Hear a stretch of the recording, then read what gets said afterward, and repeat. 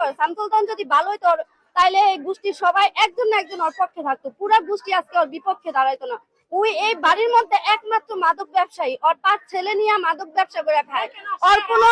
ওর কোনো ইনকামের সোর্স নাই। মাহবুব দেওয়ানের ইনকামের সোর্স আছে, মোশাররফ দেওয়ানের এই চুরাইন থেকে শুরু করে এই মুন্সিগঞ্জ জেলা পর্যন্ত তার মান সম্মান আছে। তার মান সম্মান নিয়ে টানাটানি করতেছে, এটা আমরা তীব্র নিন্দা জানাইতেছি এবং এটার আমরা সুষ্ঠু বিচার চাই। সুস্থ তদন্তের মাধ্যমে আপনারা দেখেন কে মাদক ব্যবসা করতেছে এই সমাজ থেকে, এই চুরাইন গ্রাম থেকে মাদক ব্যবসায়ীদের আমরা চিরতরে বিতাড়িত করতে চাই। মাদক ব্যবসা করে ওই মারা মাইকে, তারপরে আমার ছেলে গেছে ছাড়াইতে আমার ছেলের মাথা ফাটাইয়া তারপরে ফালাই দিছে। ফালাই দেওয়ার পরে আমার ছেলে আর কিছু করতে পারে না। তারপরে আমার ছেলে বলে আমি হাসপাতাল গেছি, হাসপাতাল বেন্ডিজ বুন্ডিজ করে আমি আসছি। তারপরে মনে করেন এই শাওনের আর মোশাররফ দেওয়ানের কথা কইছে যে এরা মাদকের ব্যবসা করে, হেরা হইলেও পাগল হইয়া রাস্তাঘাটে হেরা মানুষেরই করে মিথ্যা কথা কইয়া মনে করেন সবাই হরানি করছে। হরানি করার পরে মনে করেন সবাই এই যে যুক্ত হয়েছে যেন এসব খবর মেম্বারও জানে না, মোশাররফ মেম্বার জানে না, শাওনও জানে না, ইয়েও জানে না। এই কথা মিথ্যা কথাটি কেমনে কইলো?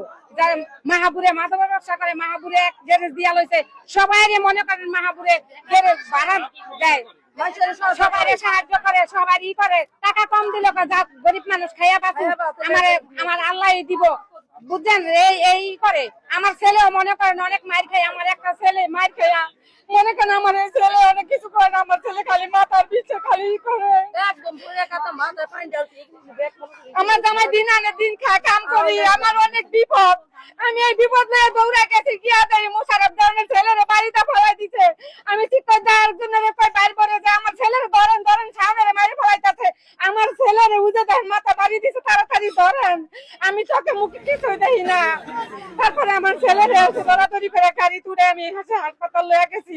এই শামসুল দেওয়ানের 2 ছেলে মনে করেন ফয়সাল আর হলো এই যে রিফাত, ওরা মনে করেন কালকে রাত্রে অনেক গালাগালি করছে, আমরা কিচ্ছু পাই নাই গা।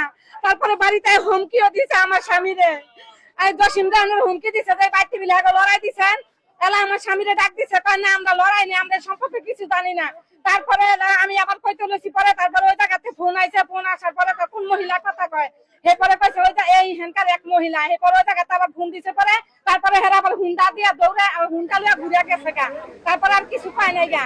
এরপরে আমি কইছি আমার ছেলেরে মারলো, আমার বাইর বেটারে বিচাইছে, আমার ছেলেরে বিচাইছে। মাঠে যাওয়া খেলাধুলা করে কি আমাদের কি অধিকার নেই?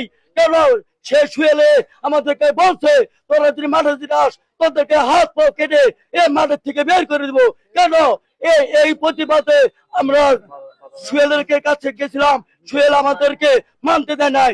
আমাদের সমাজ যুব সমাজ আমরা ঐক্যবদ্ধ হয়ে মাঠে গেছিলাম। মাঠে যাওয়ার সাথে সাথে সুয়েলের বাহিনী, ক্যাডার বাহিনী 200-500 মানুষ আইনা আমাদেরকে হুমকি দিচ্ছে, হুমকি দিয়ে আমাদেরকে মারধর করছে। আমার বাতিজা মাহবুব দেওয়ান, জাহাঙ্গীর দেওয়ান, ইয়াসিন দেওয়ান সবাইকে, আমাদের 5 জনকে আমাদেরকে জখম করছে, তুলে দিয়ে আমাদেরকে আক্রমণ করছে এবং পুলিশে হাতু নিয়ে গেছে, উদ্ধার করে নিয়ে গেছে এবং ওর কাছে দেশীয় অস্ত্র আছে, একটি রাইফেল পিস্তল আছে এবং 4টা ফায়ার করছে। আমরা ভয়ে ওদের থেকে দৌড়ে এসেছি।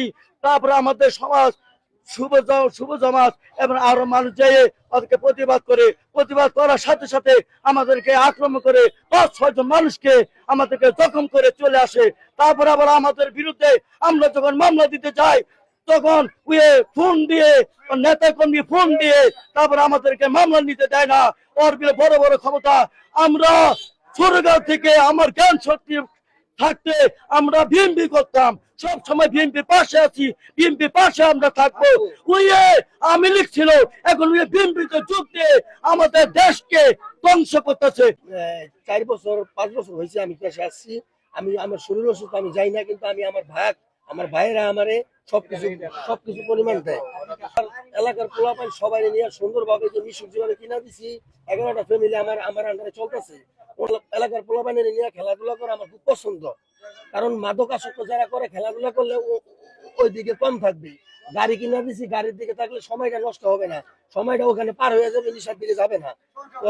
যখন খেলার দিকে মাঠের দিকে আমি করে দিছি, ওই জায়গায় আমি আমার নিজের পয়সা খরচ করে মাঠ বানায়, যার মাঠ ওনার থেকে নিয়ে 1 মাসের জন্য নিয়ে আমি ওনার থেকে এখানে আমি টিম ছাড়ার জন্য সবার উৎস দিয়ে রাখার জন্য চেষ্টা করছিলাম, কিন্তু ওখানে ওরা মাদক আসক্ত, মাদক বেচে। দির ইসলাম অনেক দিন যাবত ওই ওই ওই পুষ্কুনি দেখাশোনা করে, হ্যাঁ, অনেক দিন যাবত উনি ওখানে ডিস্টার্ব হয়ে যায় রেখা। এই জন্য আমাকে ফাঁসাইয়া আমার এলাকার পোলাপানে হুমকি দিয়া আমাকে মারধর করিয়া উনি বলছে আই তুই ভোট গাছ তোরা খুব আমু, হ্যাঁ, বইলা আমাকে, হ্যাঁ, আমার এখন প্রবাস থেকে আমি যাই, আল্লাহ পাক আমি 10 টাকা কামে আসছি, আমাকে ঘায়েল করার জন্য, হ্যাঁ, আমাকে অপবাদ কিভাবে করবে সেটার জন্য আমার ইজ্জত হানি করছে। আমি সেজন্য মানববন্ধন করছি। আমি